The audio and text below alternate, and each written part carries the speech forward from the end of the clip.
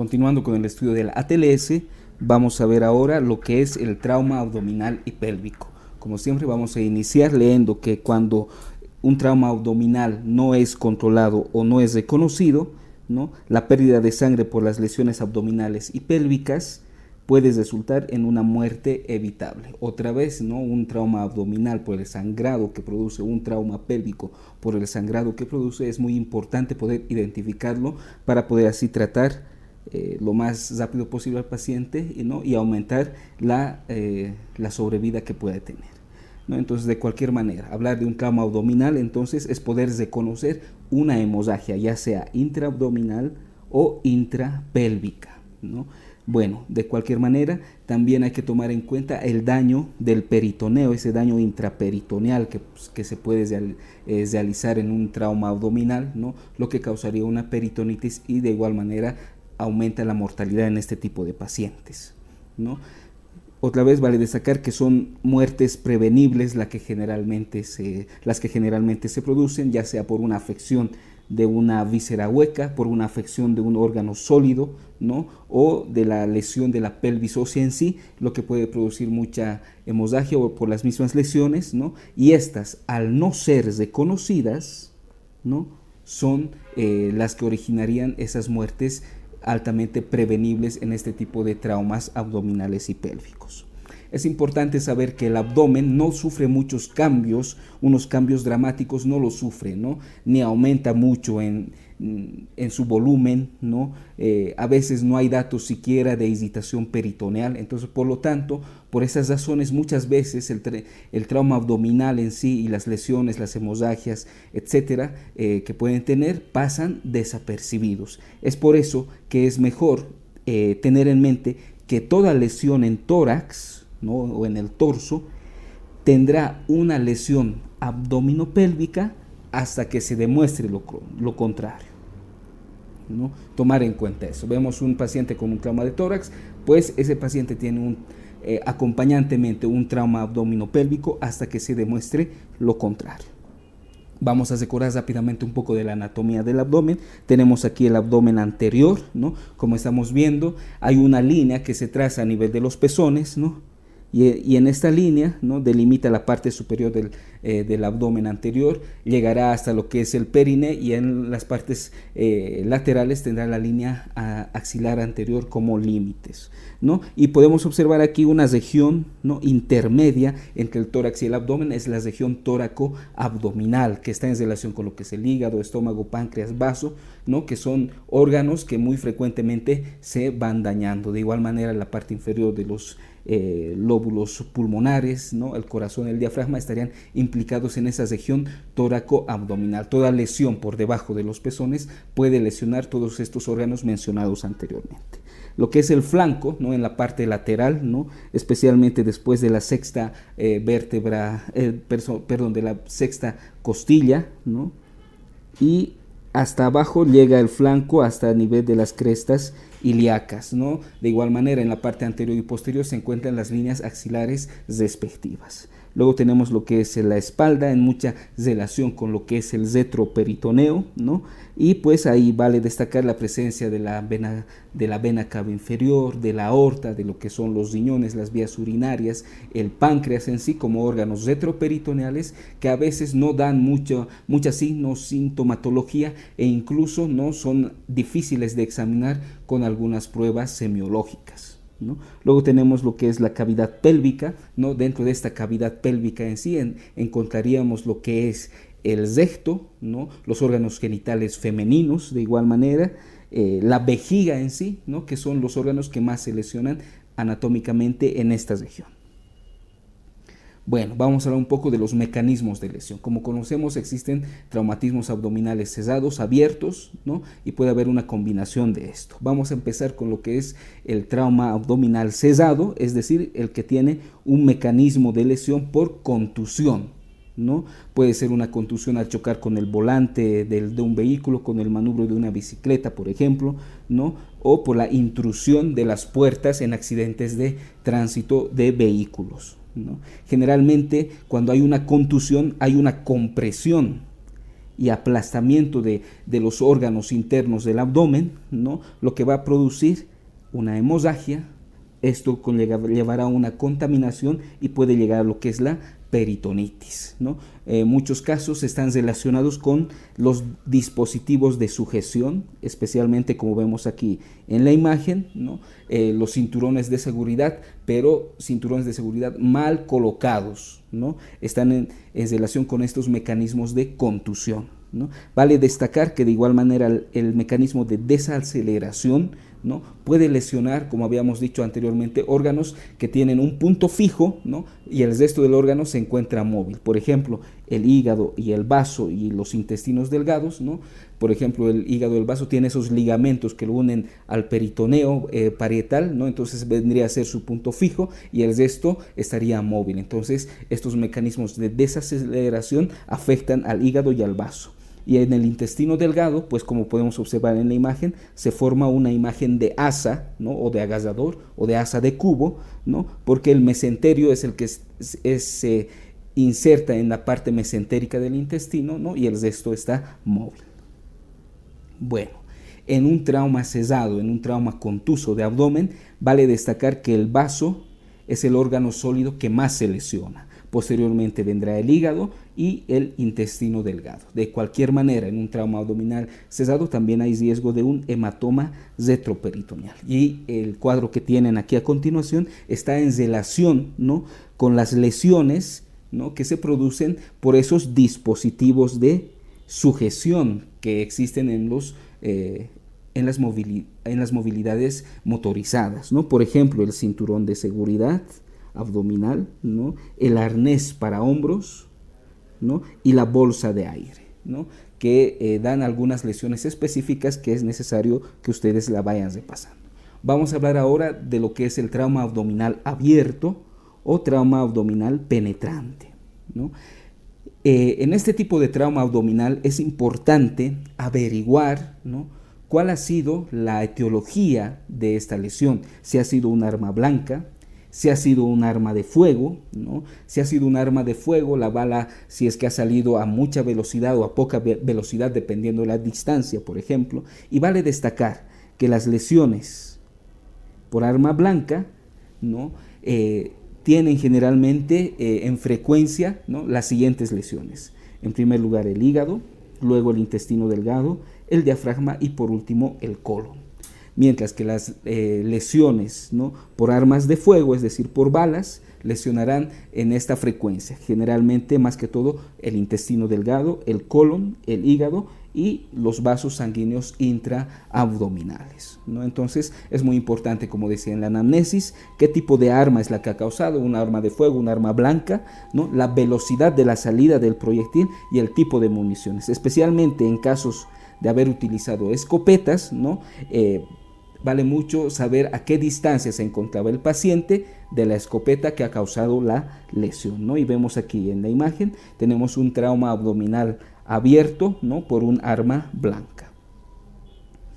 Bueno, otro mecanismo vendría a ser el mecanismo de explosión. Este mecanismo combina los dos mecanismos anteriores, es decir, combina lo que es el trauma abdominal cesado o contusión con lo que es el trauma abdominal abierto o trauma por penetración, ¿no? En estos pacientes que sufren heridas por explosión, hay que buscar lesiones adicionales como lo que es la lesión del tímpano, lesión de los pulmones y lesión de los intestinos. ¿Por qué? Porque las explosiones causan lo que se denomina una sobrepresión del cuerpo, ¿no? Esto especialmente cuando el paciente se encuentra muy cerca de la explosión o la explosión ha sucedido en ambientes cesados. Algunas veces, ¿no? esta sobrepresión por la explosión respectiva puede retrasar su presentación y a veces pasar inadvertida en un primer momento, ¿no? Entonces esas vendrían a ser los tipos de mecanismos lesionales, ¿no? Trauma abdominal cesado, abierto y por explosión. Bueno, vamos a empezar ahora a ver cómo evaluamos y gestionamos el tratamiento de los pacientes. Algo muy importante, la presión arterial en un paciente con un trauma abdominal, ¿no? Datos de hipotensión, ¿no? en el contexto de un trauma abdominal, pues hace que tengamos que identificar rápidamente el origen de esa hipotensión, ¿no? Y muchas veces están relacionados con lesiones a nivel abdominal y lesiones a nivel pélvico. Por lo tanto, y como habíamos dicho anteriormente, como el abdomen no da muchos síntomas de contener ahí una hemorragia intraabdominal o retroperitoneal o intrapélvica, pues hay que realizar exámenes físicos, pero repetidamente, ¿no? Para poder ir sospechando clínicamente en primer lugar y solicitar los estudios respectivos, ¿no? En casos de hemorragias o de peritonitis, ¿no? Y como sabemos, todo empieza con lo que es una buena historia clínica, ¿no? Ver generalmente los datos del accidente en sí, ¿no? Cómo están, si la lesión se ha producido por caídas, por ejemplo, si ha sido un traumatismo abdominal abierto o penetrante, ¿no? Lo que decíamos anteriormente, saber qué tipo de arma es la que ha causado el traumatismo, la distancia generalmente, ¿no? de los proyectiles, ¿no? Si es menos de 3 metros generalmente la distancia, hay mayor riesgo de que se lesionen los órganos sólidos, y si es más de 3 metros la distancia a la que ha sido disparada el proyectil, ¿no? El riesgo va disminuyendo, ¿no? El tipo y número de heridas, por ejemplo, ¿no? Y la cantidad de hemorragia es muy importante saber determinarla en un tipo de trauma abdominal abierto, ¿no? Y ver si el mecanismo también incluye o no las explosiones. Bueno, luego de una buena historia clínica pasamos a lo que es el examen físico.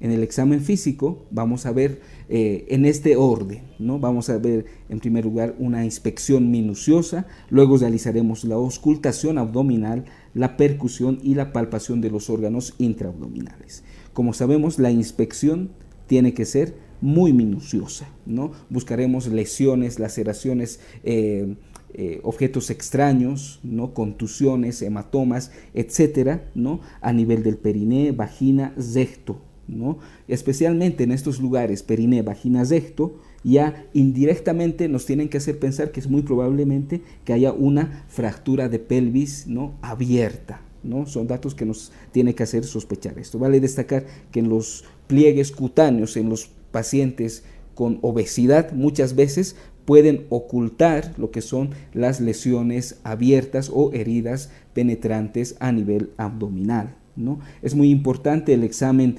posterior del torso con este movimiento de log-roll, ¿no? O de rotación, ¿no? En el momento de transportarlo a la camilla o sacar la tablilla de fijación del paciente, ¿no? Ayudado por varios equipos en personal, ¿no? Vemos, movilizamos en bloque, ¿no? Para poder observar la parte posterior del torso del paciente y ver si tiene heridas o lesiones, siempre sujetando lo que es la columna vertebral y manteniendo la inmovilidad del paciente respectivo. La auscultación, ¿no? Especialmente valora la presencia o ausencia de los ruidos hidroaéreos, pero muchas veces la ausencia o presencia de estos ruidos hidroaéreos muchas veces no está relacionada con la lesión, ¿no? La percusión generalmente nos sirve para identificar lo que es la irritación peritoneal, ¿no? Especialmente con el signo de rebote, que si este es positivo ya es un signo fidedigno de una irritación peritoneal.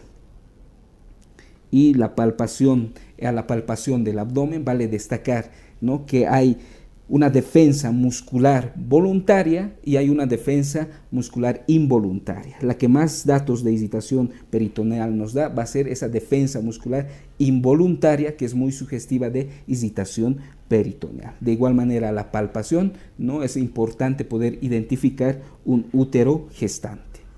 Bueno, vamos a ver ahora la evaluación de la pelvis en el examen físico, ¿no? La pelvis, cuando va a estar afectada, va a estar con la parte ósea fracturada, por ejemplo, ¿no? Muchas veces va a causar en el paciente una hipotensión inexplicable, ¿no? a veces el mismo anillo pélvico, ¿no?, que es característico de la pelvis, puede estar inestable, ¿no?, y producir gran cantidad de hemorragia intrapélvica o retroperitoneal. Es muy importante en estos casos utilizar los aglutinantes externos, ¿no?, que es más que todo una manera de fijar temporalmente esta pelvis afectada, ¿no? Y vale destacar que estos aglutinantes externos, ¿no?, generalmente se apoyan en lo que son los trocánteres mayores. Bueno, toda fractura de pelvis, ¿no?, lleva consigo algunas lesiones acompañantes. Por ejemplo, la ruptura de la uretra, ¿no?, que puede generalmente acompañar a estas fracturas de pelvis anteriormente mencionadas. Vale destacar que también sospechamos de una fractura de pelvis cuando la longitud en los miembros inferiores, ¿no?, están desiguales, ¿no? Uno puede estar más alargado, otro más acortado, ya nos puede indicar una lesión, una fractura pélvica, por ejemplo. La rotación, especialmente ya sea rotación externa o interna, también nos indica que puede haber una lesión, una fractura de pelvis. En estos casos, en el momento inicial, se desaconseja manipular más a este anillo pélvico, ¿no?, porque al manipular se pueden soltar algunos coágulos que se han formado y así que la hemorragia siga aumentando. Bueno, cuando hay una hemipelvis afectada, ¿no?, generalmente hay una migración cefálica, hay una rotación externa que indica la afectación de una hemipelvis. De igual manera, indirectamente, ¿no?, anomalías neurológicas a nivel de los miembros inferiores, heridas abiertas, ya sea en el flanco, en el periné, en la vagina o en el recto, indirectamente ya nos tienen que hacer pensar que es muy probable que haya una fractura de pelvis, ¿no? Bueno, de igual manera, también es importante ver lo que es las siguientes partes anatómicas: la uretra, el periné, el recto, la vagina y la región glútea. Si recordamos la lesión uretral, esa lesión de la uretra, ¿no?, tenemos que sospecharla en todo paciente que tenga una cantidad de sangre a nivel del meato externo o tenga una equimosis o un hematoma en región perineal o escrotal, por ejemplo, ¿no? Y recordemos que está contraindicada la colocación de catéteres urinarios, ¿no?, en casos o en sospecha de lesión uretral. El tacto rectal generalmente, como sabemos, nos va a servir para ver el tono del esfínter anal, ver cómo está la calidad de la mucosa, ¿no?, de la mucosa interna del recto, porque en casos de fractura de pelvis, ¿no?, se pueden palpar, ¿no?, sobresaliencias dentro de esta mucosa, ¿no?, o una hemorragia en sí. El tacto vaginal se realizará cuando sospechemos de una lesión vaginal. También es importante saber que en mujeres que utilizan un tampón es mejor dejarlo en su lugar porque hay riesgo de una sepsis tardía. Las lesiones en la región glútea, ¿no?, están pueden estar relacionadas con lesiones intraabdominales y lesiones rectales, ¿no? Entonces, vean, al examen físico englobamos todo lo que es la inspección, auscultación, percusión, palpación, ¿no?, lo que es la pelvis y algunos órganos adyacentes. Bueno, ¿y qué maniobras o procedimientos tenemos como adjuntos a ese examen físico que hemos realizado? Por ejemplo, los tubos gástricos, ¿no?, las sondas nasogástricas u orogástricas, por ejemplo, ayudan a disminuir la dilatación del estómago. Es siempre necesario realizarlas antes de un lavado peritoneal diagnóstico. Es importante saber que las sondas gástricas pueden producir vómito, ¿no?, en los pacientes que tengan un reflejo nauseoso. Bueno, de igual manera, los tubos gástricos, ¿no?, cuando tienen un débito sanguinolento, ¿no?, esto ya nos indicaría que hay una lesión en el tracto gastrointestinal superior especialmente, o también lesiones en la faringe. Bueno, algo importante, en casos de fracturas faciales, en casos de sospecha de fractura de base de cráneo, ya no están indicados colocar estos tubos gástricos por vía nasal. ¿Por qué? Porque pueden pasar por la lámina cribosa y pasar a lo que es el endocráneo. Por lo tanto, estos tubos gástricos, ¿no?, ya no pasarán por vía nasal, sino pasarán por vía oral, es decir, por la boca. Bueno, vamos a hablar también de los catéteres urinarios, ¿no? Disminuyen la detención de una vejiga que no puede vaciarse, ¿no? También sirven para ver lo que son datos de hematuria, controlar la diuresis en relación en pacientes que estén hipoperfundidos a nivel renal, ¿no? Y siempre es necesario realizarlo, ¿no?, antes de hacer un lavado peritoneal diagnóstico. Bueno, vale destacar que una vejiga llena va a mejorar lo que es la imagen a nivel de las ecografías. La hematuria, ¿no?, que se puede observar en un catéter urinario generalmente está relacionado con un traumatismo del tracto genitourinario.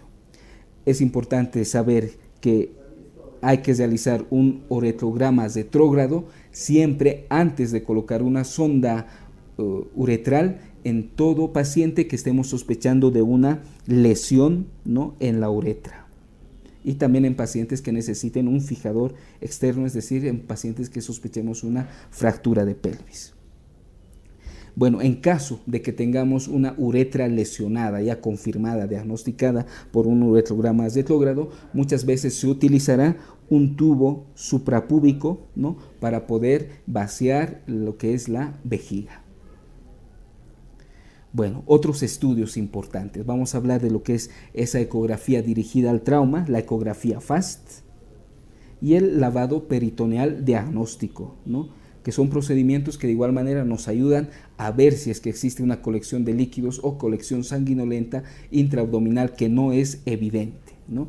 Estos estudios, la única contraindicación que tienen es que no se pueden realizar cuando hay una laparotomía indicada en el paciente, ¿no? De igual manera, estos estudios no podrían retrasar lo que es la transferencia del paciente, es decir, si un paciente necesita ser transferido a un hospital donde haya mayor calidad en atención o haya personal capacitado para este tipo de traumas, ¿no? No podemos perder tiempo en realizar una ecografía FAST o un lavado peritoneal diagnóstico si sabemos que la transferencia tiene que ser urgente.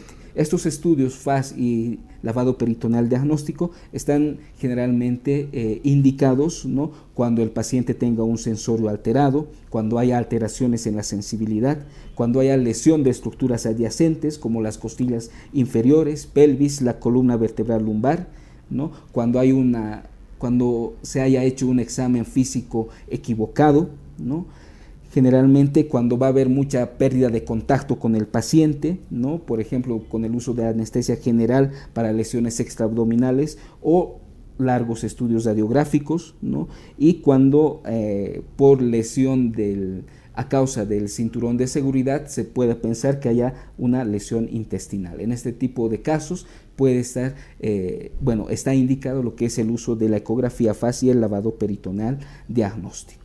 Las radiografías, ¿cómo podemos utilizar radiografías en el caso de un traumatismo abdominal? Por ejemplo, las radiografías de tórax, ¿no?, nos sirven especialmente cuando tenemos un trauma abdominal cesado más que todo, ¿no?, más que cuando tenemos un trauma abdominal abierto, ¿no? Esto especialmente cuando hay lesiones que abarquen lo que es el tórax y el abdomen, es decir, lesiones tóraco-abdominales. En este caso, una radiografía de tórax nos va a permitir, ¿no?, saber si hay un neumotórax acompañante, un neumotórax acompañante o un neumoperitoneo. Bueno, de igual manera, las radiografías abdominales en posición supina, ¿no?, en pacientes que hayan tenido lesiones, ¿no?, por proyectiles y aún estén estables, ¿no?, se les saca estas radiografías en supino, ¿no?, añadiendo lo que son los clips, ¿no?, a las heridas, tanto de entrada y salida, ¿no?, para ver esos orificios de entrada y salida.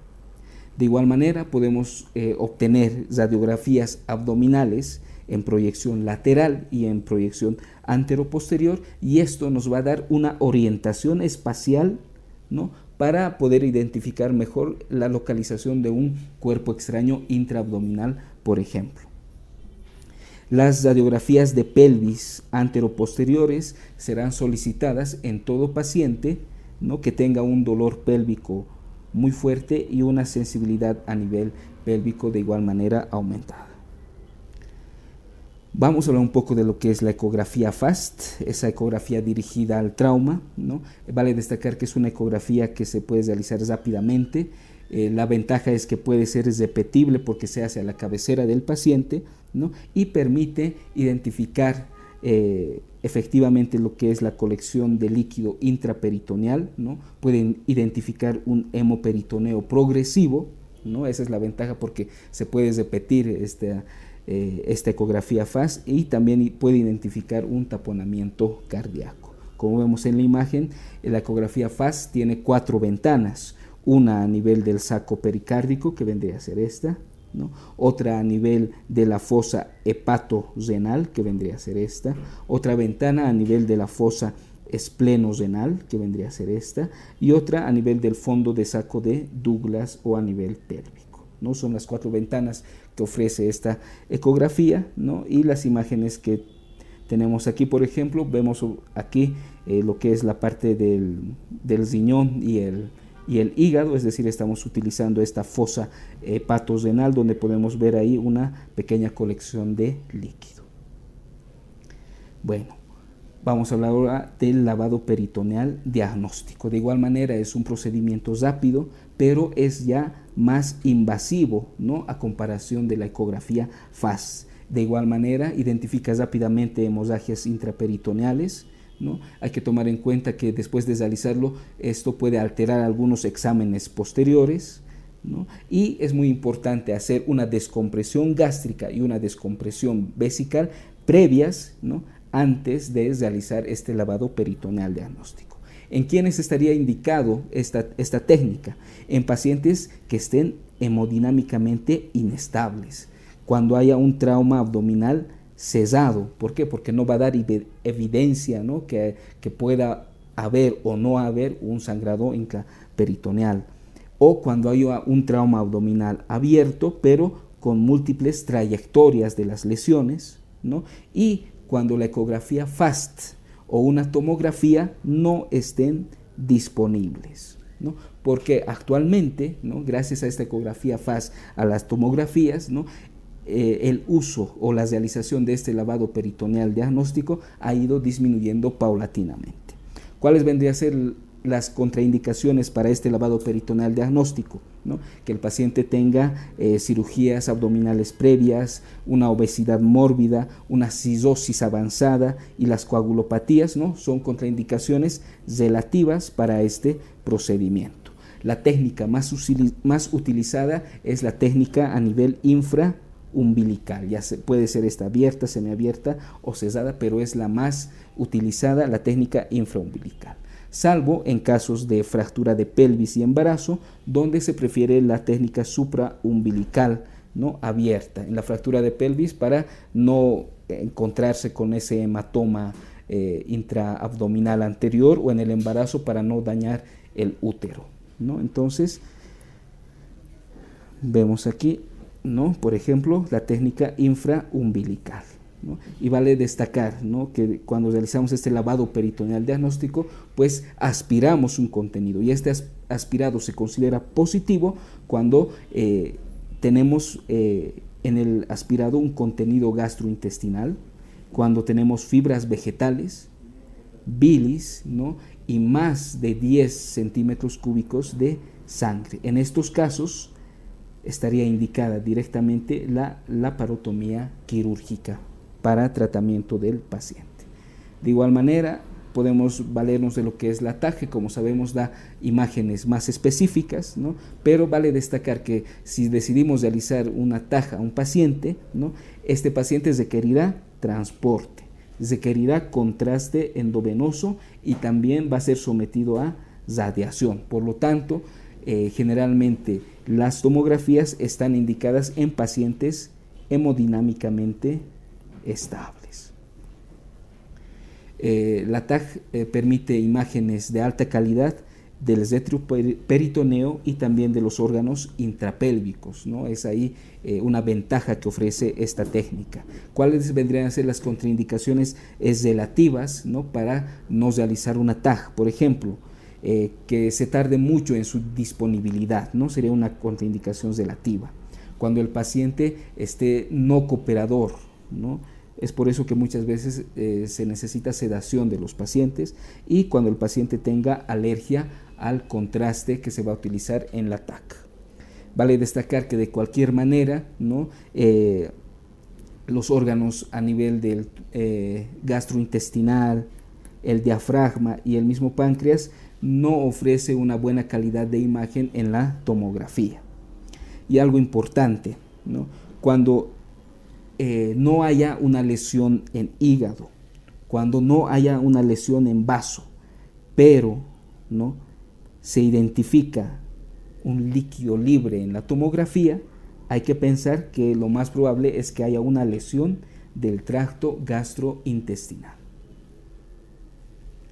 Bueno, vamos a hablar también de lo que es la laparoscopia y la toracoscopia diagnósticas, ¿no? No son la laparoscopia que ya sirve para tratamiento, sino son diagnósticas, ¿no? Generalmente hay que tener en cuenta esta laparoscopia o toracoscopia diagnósticas, ¿no? Cuando sospechamos de una lesión diafragmática, ¿no? Cuando sospechamos de una penetración o lesión abierta peritoneal, ¿no? Y tomar siempre en cuenta que esta técnica va a requerir de anestesia general, ¿no? Y las indicaciones para esta técnica vendría a ser cuando el paciente está hemodinámicamente estable, ¿no? Cuando haya un trauma abierto con mucha sospecha de una lesión tangencial por el abdomen, ¿no? Se puede indicar una laparoscopia diagnóstica. Y algo importante, cuando no tenga una indicación, ¿no? de laparotomía terapéutica, ¿no? En esos casos sí estaría indicada estas laparotomías o toracoscopias diagnósticas. De cualquier manera, también tenemos lo que son algunos estudios con contraste, como la uretrografía, que nos sirve para identificar lesiones a nivel de la uretra, la cistografía para identificar roturas vesicales, ¿no? Que sabemos que hay dos tipos de rotura vesical, la intraperitoneal y la extraperitoneal, esto por medio de la cistografía. De igual manera, la pielografía intravenosa, ¿no? Que nos indica lesiones del tracto genitourinario, ya sea alto o bajo, ¿no? Por esos defectos de depresión que nos producen sus imágenes. Y también estudios de contraste a nivel gastrointestinal, especialmente la TAC contrastada para ver especialmente el retroperitoneo. Bueno, vamos a ver ahora algunas lesiones penetrantes específicas, ¿no? Y cómo empezamos su evaluación. Saber la causa, es decir, la etiología de esa lesión, si es un arma blanca, un arma de fuego, una explosión, etcétera, la localización anatómica, si se encuentra en abdomen anterior, perineo, etcétera, ¿no?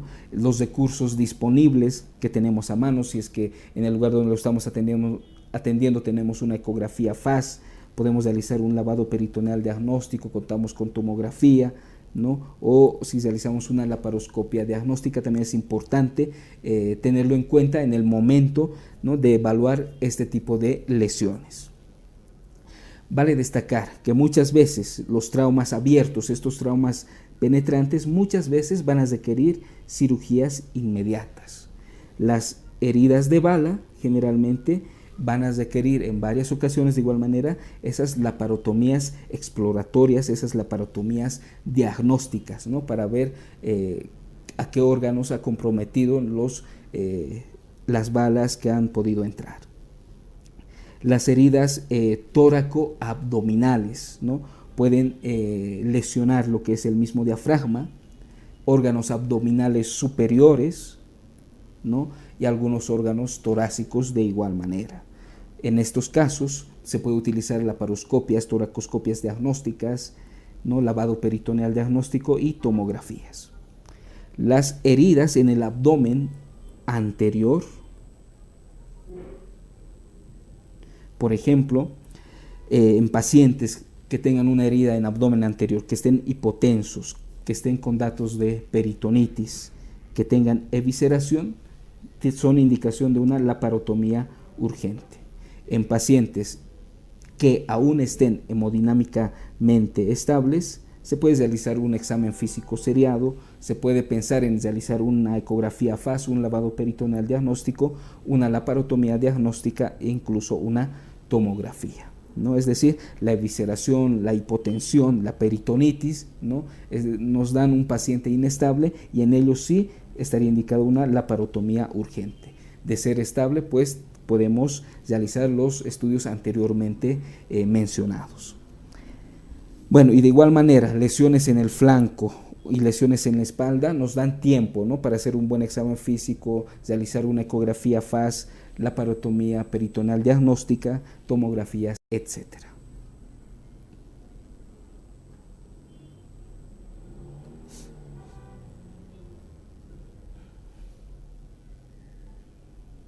Bueno, entonces vamos a ver ahora lo que es la laparotomía y sus indicaciones.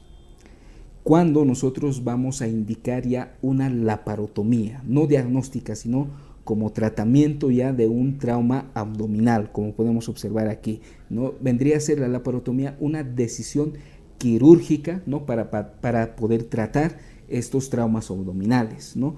Ustedes tienen ahí en el texto, ¿no? Y vendrían a ser las indicaciones de laparotomía, un trauma abdominal cesado con hipotensión, ¿no? Con una evidencia positiva en la ecografía FAS o que el paciente tenga clínica de hemorragia intraperitoneal y que no se evidencie otra fuente de sangrado, por ejemplo.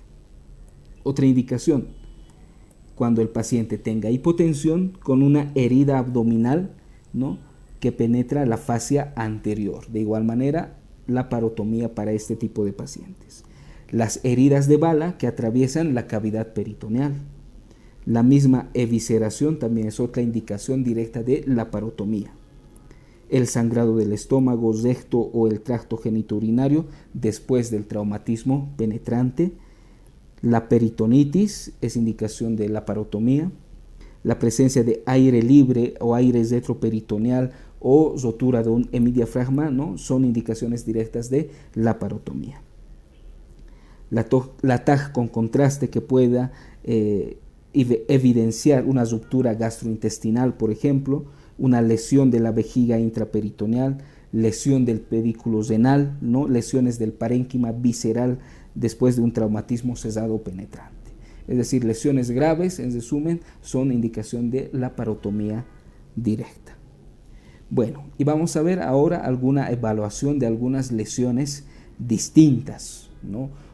¿Y cuáles son esas lesiones? Por ejemplo, lesiones a nivel del diafragma, lesiones duodenales, lesiones pancreáticas, lesiones genitourinarias, lesión de víscera hueca y lesión de órganos sólidos. Por ejemplo, cuando pensamos en lesiones diafragmáticas, ¿no? Generalmente el diafragma que más se lesiona, el hemidiafragma que más se lesiona es el del lado izquierdo, ¿no? Generalmente cuando las heridas son mayores a se encuentran entre 5 a 10 centímetros y generalmente cuando pasan desapercibidas a la radiografía, ¿no? En la radiografía solamente pueden aparecer como elevaciones de un hemidiafragma, ¿no? Un desenfoque a nivel de esa región, ¿no? Un hemotórax acompañante, o simplemente puede aparecer como una sombra, o ya se puede evidenciar cuando por la lesión pasa una sonda nasogástrica. Ahora vamos a hablar de las lesiones duodenales. Es muy característica de los conductores, especialmente cuando han sufrido un impacto frontal directo, ¿no? A nivel del abdomen, ¿no? Generalmente se puede observar un aspirado sanguinolento, ¿no?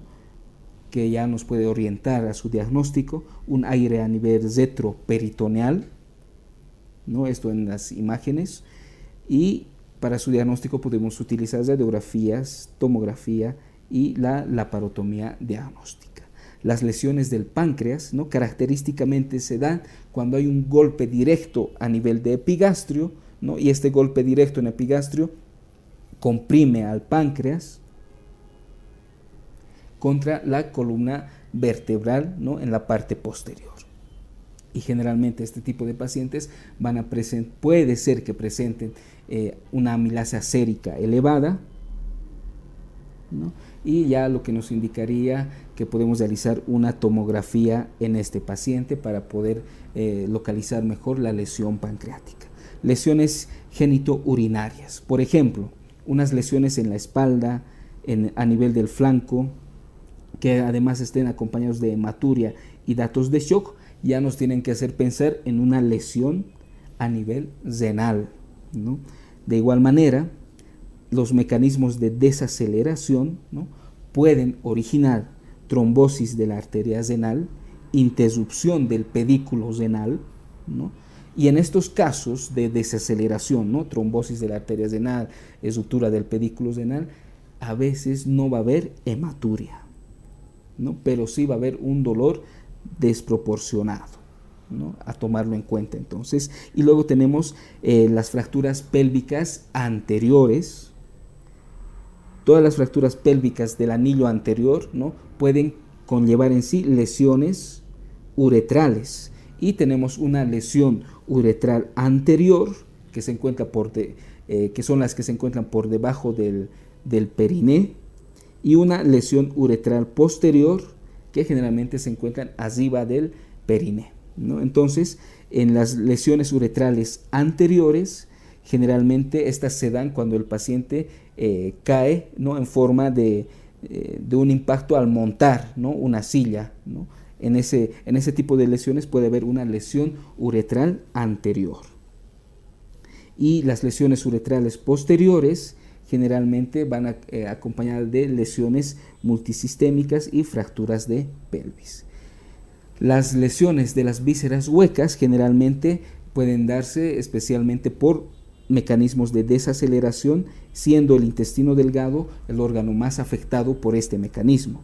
De igual manera, los cinturones de seguridad mal colocados, ¿no?, pueden lesionar estas vísceras huecas, el intestino delgado más propiamente, y vale destacar, ¿no?, que cuando hay esa sospecha de lesión intestinal a causa de un cinturón de seguridad mal colocado, también hay que pensar que puede haber una fractura lumbar, ¿no?, acompañante, ¿no? Y esta fractura lumbar se denomina la fractura o distracción lumbar o fractura de Janssen, ¿no? Esto por una mala colocación de lo que es el cinturón de seguridad. Bueno, y dentro de los órganos sólidos que más se afectan tenemos ahí el hígado, el vaso, el riñón, que nos pueden llevar a un estado de shock en el paciente. Si la hemorragia es continua, ¿no?, es lo más probable que el paciente necesite una laparotomía urgente. Si aún el paciente tiene datos de shock pero está todavía estable, pues realizaremos en él una observación minuciosa. Bueno, vamos a hablar ahora de las fracturas pélvicas, ¿no?, y las lesiones que pueden asociar. Generalmente, todo paciente que en él se sospeche una fractura pélvica y también tenga hipotensión, ¿no?, es muy probable que este paciente tenga una alta mortalidad, ¿no? Recordemos que la pelvis es como un anillo óseo, ¿no?, siendo la parte posterior, es decir, el complejo óseo ligamentoso posterior de este anillo pélvico, lo que más estabilidad le da, ¿no?, a este anillo pélvico.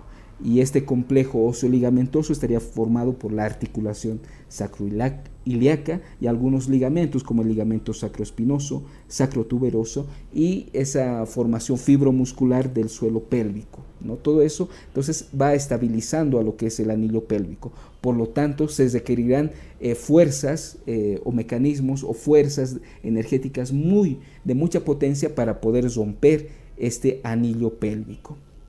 Por eso mismo, las lesiones, las fracturas pélvicas se van a dar más que todo en accidentes de tráfico, accidentes con moto, una colisión entre peatón y vehículo, generalmente, en mecanismos por aplastamiento o caídas, ¿no?, que como ven producen grandes energías que pueden lesionar este anillo pélvico. Y de acuerdo al mecanismo que presentan, ¿no?, las fracturas pélvicas se clasifican en 4 tipos. El primer tipo, como podemos observar en esta imagen, es cuando hay una compresión antero-posterior, que como pueden observar, cuando se analiza al paciente, este se encontrará con la pelvis y las extremidades en una rotación externa, ¿no? Va a haber, ¿no? Si nos imaginamos aquí el anillo pélvico, ha habido una fuerza desde adelante hacia atrás, es decir, antero-posterior, que generalmente pues, llega a separar la sínfisis del pubis, ¿no? Y también pues, llega a desgasar en cierta medida el complejo posterior. Por lo tanto, estas compresiones antero-posteriores pueden llegar a ser muy sangrantes, ¿no? Si vale el término. El grado 2 vendría a ser por la compresión lateral, ¿no? Que vendría a ser la clase más frecuente de lesión a nivel de las fracturas pélvicas, la compresión lateral. Se da en colisión entre dos vehículos, ¿no? Y algo importante, estos pacientes al analizarlos van a presentarse en una rotación interna, ¿no? Rotación interna de las extremidades inferiores afectadas. Vale destacar que esta compresión lateral no causa muchas muertes, pero sí aumenta en mucho lo que es la morbilidad de los pacientes. Pero los ancianos, es decir, los pacientes de edad avanzada, sí pueden presentar gran cantidad de sangrado e incluso necesitar una angioembolización, ¿no? Y como podemos observar, esta es la lesión, ¿no? Por fuerzas laterales, ¿no? Que pueden llegar a romper este anillo pélvico, no abarcan mucho lo que es la parte posterior de la pelvis, es por eso que no causan mucho sangrado, no causan mucha muerte, salvo si el paciente es anciano, ¿no? Y el paciente se va a presentar en rotación interna de los miembros inferiores. El grado 3 se refiere a un desplazamiento vertical, como podemos observar en esta imagen, ¿no? Como vemos, hay una afección de la articulación sacroiliaca, ¿no? Y por lo tanto también de la parte posterior del anillo y también de la vasculatura ilíaca que pasa por ese sector. Por lo tanto, este desplazamiento vertical o fractura tipo 3 sí puede causar gran cantidad de sangrado, ¿no? Por esa afección de los ligamentos sacroespinosos, sacrotuberosos, ¿no? Hay una gran inestabilidad y generalmente se da también cuando hay caídas a más de 12 pies de altura. Y el último grado, que vendría a ser una combinación de los anteriores mecanismos, nos va a dar una pelvis en libro abierto, ¿no? Que es una pelvis totalmente inestable y tiene aproximadamente una mortalidad del 50%. Entonces, esas vendrían a ser los tipos de fracturas pélvicas, ¿no? A tener en cuenta. Bueno, y el tratamiento de las fracturas pélvicas pues se basará en controlar rápidamente la fuente de hemorragia y la administración de líquidos. Es muy importante realizar una estabilización mecánica del anillo pélvico, ¿no? Y esto se puede realizar con contrapresión externa, ¿no? Si es que no contamos con el material necesario, hay que saber que poner en los miembros inferiores ligeramente en rotación interna puede ayudar a disminuir la hemorragia intrapélvica que puede estar causando una fractura pélvica, ¿no? Esto, pero en último caso, si es que no tenemos, por ejemplo, los aglutinantes pélvicos, que es lo que vemos aquí en la imagen, ¿no? A manera de fajas, si el término vale, para poder, ¿no? Realizar esa estabilización mecánica temporal, ¿no? O si no contamos con estos aglutinantes pélvicos, podemos utilizar algunos soportes directos, ¿no? Por ejemplo, aquí están utilizando unas sábanas, ¿no? Que están ahí estabilizando la pelvis, ¿no? Pero de cualquier manera, ante cualquier paciente que sospechemos o sabemos que tiene una fractura de pelvis, es necesario utilizar, ¿no? Algún tipo de estabilización mecánica, ya sea en ese momento hasta poderlo transportar a otro centro de mayor eficiencia para su tratamiento, ¿no? Y generalmente el tratamiento definitivo va a consistir en una fijación y una angioembolización, ¿no? Y esto vendría a salvar la vida del paciente, ¿no? Y tenemos aquí, por ejemplo, una radiografía previa, ¿no? Antes de la fijación externa, donde podemos observar, ¿no? Que es una fractura de pelvis tipo 1, ¿no? Porque vemos esa sínfisis anterior que ha sido abierta, ¿no? Y después de la compresión de la estabilización externa, ¿no? Vemos como la pelvis se ha cesado, por lo tanto, generalmente esto disminuye ya la cantidad de hemorragia del paciente, ¿no? Y bueno, por último tenemos aquí, ¿no? Un algoritmo de tratamiento, ¿no? Donde iniciamos, ¿no? El tratamiento en este tipo de pacientes con fractura pélvica, ¿no? Consultamos, vemos la posibilidad de realizar esa estabilización mecánica de la pelvis, ¿no? Y vemos también, valoramos si hay sangre intraperitoneal o no. Si es que hay, realizamos directamente la parotomía, y si es que no hay sangre o sangrado intraperitoneal, pues podemos realizar un preempaquetamiento o directamente una angiografía para así fijar y controlar el sangrado en las fracturas pélvicas. Y bueno, esto habría sido todo en lo que es en lo referente al trauma abdominal, y espero les sirva para su repaso.